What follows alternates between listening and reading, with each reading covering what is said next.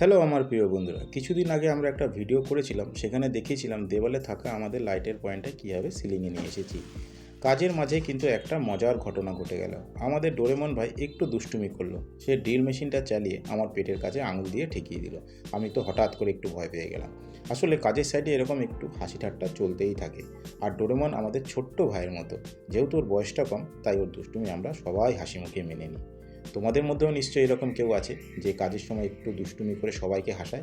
যদি থাকে তার নামটা কিন্তু অবশ্যই তোমরা কমেন্টে জানিও। কারণ কাজের মাঝে একটু হাসি ঠাট্টা থাকলে কাজ করতে কিন্তু ভালো লাগে। এবার চলো কাজের কথায় আসি। এর আগে আমাদের একটা কাজ বাকি ছিল, ঘরের ভেতর থেকে যে সার্কুলার লাইট পয়েন্টটা কানেকশান আসবে সেই ড্রিল করার কাজটা।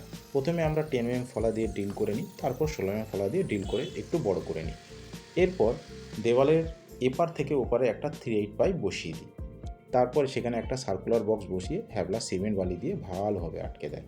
এইভাবেই আমাদের সার্কুলারের লাইটের পয়েন্টের কাজটা সম্পূর্ণ হয়ে যায়।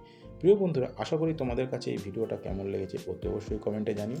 ভালো লাগলে প্লিজ একটা লাইক করো, এবং আমার চ্যানেলে তোমরা নতুন হয়ে থাকলে প্লিজ আমার চ্যানেলটাকে তোমরা সাবস্ক্রাইব করো।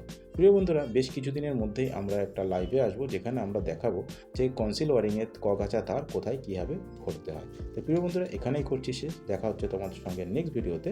ততক্ষণের জন্যে টাটা।